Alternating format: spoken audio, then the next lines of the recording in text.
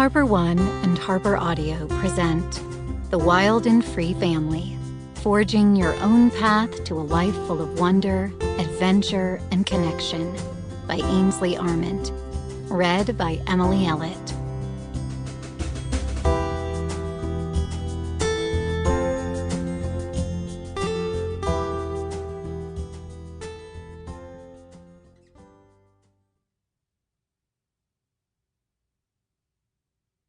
A note before we begin.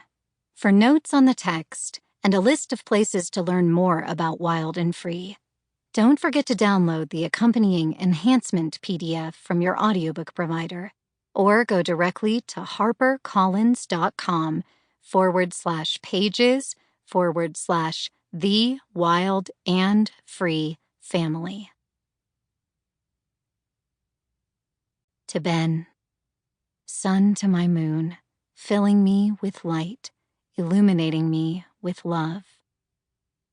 To Wyatt, Dylan, Cody, Annie, and Millie, the brightest stars, teaching me forever, leading me to wonder.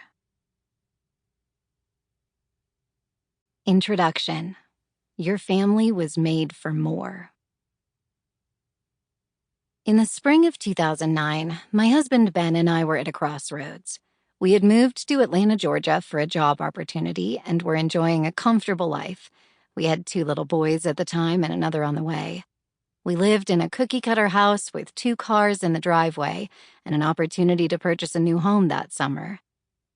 Our son Wyatt was in a 4-day-a-week pre-kindergarten, and I took our 3-year-old Dylan to the gym each morning, where he played in the child care center while I worked out. I was building a small nutrition business in my spare time and running a blog for mothers called Chattahoochee Mama, a tongue-in-cheek nod to the famous river that ran near our house. I was content, Ben was content, my children were happy, and our home was peaceful. But our family was missing the one thing that would make each day feel like something more than going through the motions, a greater purpose for our lives together. We spent those warm Georgia evenings at the park, where our boys played while Ben and I tried to decide whether to double down on the job, purchase a home here, and settle for life in suburbia. We wrestled with the decision.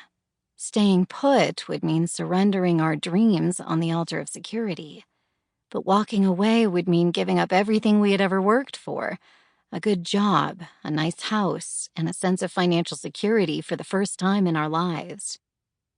In the meantime, I went through the motions of taking Wyatt to school each morning. I remember sitting in the drop-off carpool line with my numbered security card on the back of the sun visor so they could identify him. As I approached the drop-off point, a teacher would fling open the van door, scoop Wyatt out of his car seat like a parachutist going out the back of a C-17, and yell, "Go, go, go!" while I frantically blew him a kiss, tossed out a sack lunch, and kept the van rolling to avoid holding up the line. At the time, I was driving an old minivan that was not equipped with automatic doors like most everyone else's newer models. The teacher would invariably leave the door open, thinking I would push the button to close it, only to leave me with no choice but to drive away with the door wide open, no matter the weather. I would pull over on the side of a busy 2-lane road, get out, walk around the side of the van, and close it with a big heave-ho. It would have been funny if it hadn't happened every single day. It's not that we didn't have beauty and blessings in our lives, making memories and marking the milestones with gratitude. But in many ways, it felt like our life was being lived for us. We were like the Jetsons cartoon family, who get scooped out of their beds by conveyor belts each morning and transported to the bathroom for a shower, to the closet to get dressed, and to the kitchen to eat breakfast before being taken to work in flying cars.